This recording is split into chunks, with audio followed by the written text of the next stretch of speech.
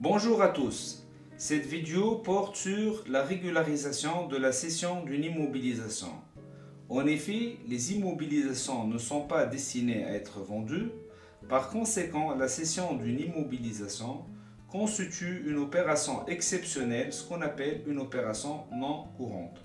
Pour bien appréhender cette opération, on va prendre l'exemple suivant.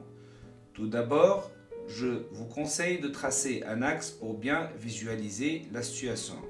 Au niveau de l'axe, on trouvera dans une première étape, donc à partir de la date de mise en service jusqu'au dernier inventaire qui précède la cession, le cumul d'amortissement ou l'amortissement cumulé. Deuxièmement, on trouvera à partir du dernier inventaire qui précède la cession jusqu'à la date de cession, l'amortissement complémentaire. La somme représente le cumul d'amortissement.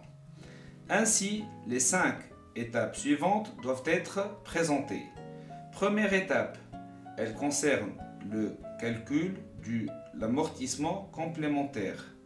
Deuxième étape, le calcul du cumul d'amortissement qui consiste à additionner la dotation d'amortissement complémentaire et le cumul d'amortissement. Troisième étape qui consiste à calculer la VCN à la date de cession.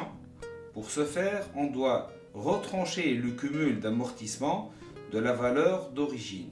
Une quatrième étape s'avère nécessaire pour calculer la TVA à reverser qui est calculée de la manière suivante. On doit prendre la valeur d'origine, la multiplier par le taux de TVA fois, entre parenthèses, 5 moins N' sur 5. Ceci dit, il faut préciser que la partie d'une année civile de détention d'un bien est décomptée comme une année entière. Dans notre cas, N' est égal à 3, puisque les 3 premiers mois du 1-10 jusqu'à le 31-12N sont considérés comme une année, de même pour les 6 derniers mois. Finalement, pour calculer le résultat de la cession, on va prendre le prix de cession auquel on va retrancher la VCN et la TVA à reverser. Pour comptabiliser cette opération, il faut commencer par constater l'amortissement complémentaire. Pour ce faire, sa dotation est portée au débit du compte 68 tout en créditant le compte 28 amortissement du matériel de transport. Puis on va débiter l'un des comptes de trésorerie aux 2 tierces pour le prix de cession. De même, pour comptabiliser la sortie de l'immobilisation, le compte matériel de transport est porté au crédit du compte matériel de transport, bien sûr.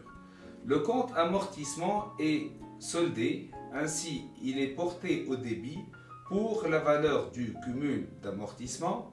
La TVA à reverser est portée au crédit et finalement pour constater la perte, on doit transiter par le compte 636, charge nette sur cession d'immobilisation. Je vous remercie pour l'intérêt que vous portez à nos vidéos. J'espère que ça vous a été utile. Pour plus d'informations, veuillez accéder à notre plateforme Piformia Academy.